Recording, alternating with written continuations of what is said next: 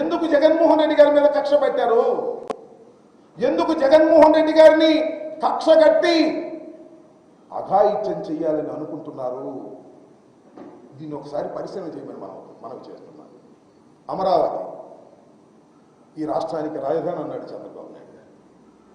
ఈ రాష్ట్రానికి రాజధాని అనడమే కాదు, వేల లక్షల కోట్లు చంద్రబాబు నాయుడు గారి వర్గీయులు పెట్టుబడి పెట్టారు. రూపాయి పెట్టుబడి పెడితే 100 రూపాయలు అయిపోయింది అనుకున్నారు. 1,00,000 పెట్టుబడి పెడితే 1,00,00,000 అయిపోయింది అనుకున్నారు. 100ల కోట్లు పెట్టుబడి పెడితే 1,00,000 కోట్లు అయిపోయిందని విర్రవీగారు. జగన్మోహన్ రెడ్డి గారు అధికారంలోకి వచ్చాడు. జగన్మోహన్ రెడ్డి గారు పాలసీ మార్చుకున్నాడు. 3 రాజధానులని చెప్పాడు. అయ్యో పంపబడిపోయింది, మనం లక్షల కోట్లు పెట్టి వేల కోట్లు పెట్టి లక్షల కోట్లు కాజేద్దాం అనుకున్నాం, మన పని అయిపోయింది. మనకు పెట్టిన పెట్టుబడులకు లక్షల కోట్లు రావడం లేదు, ఆర్థికంగా దెబ్బతిన్నాము. జగన్మోహన్ రెడ్డి ఉంటే మనం ఆర్థికంగా దెబ్బతిపోతామని చంద్రబాబు నాయుడు వర్గీయులు భావించి కుట్రలు చేస్తున్నారు ఈ రాష్ట్రంలో. మొదటి కుట్ర జగన్మోహన్ రెడ్డి గారిని అధికారం నుంచి దించేయాలనే కుట్ర. ఆ కుట్ర విఫలమైపోతున్నట్టుగా అర్థమవుతుంది.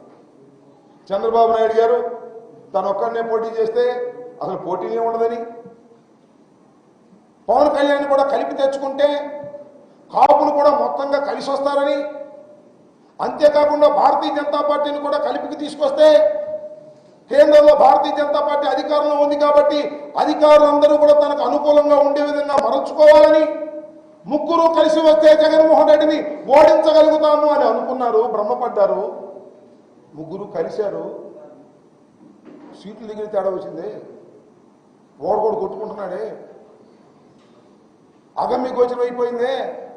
కానీ జగన్మోహన్ రెడ్డి గారు 175 సీట్లు ప్రకటించారు, 25 సీట్లు ప్రకటించారు.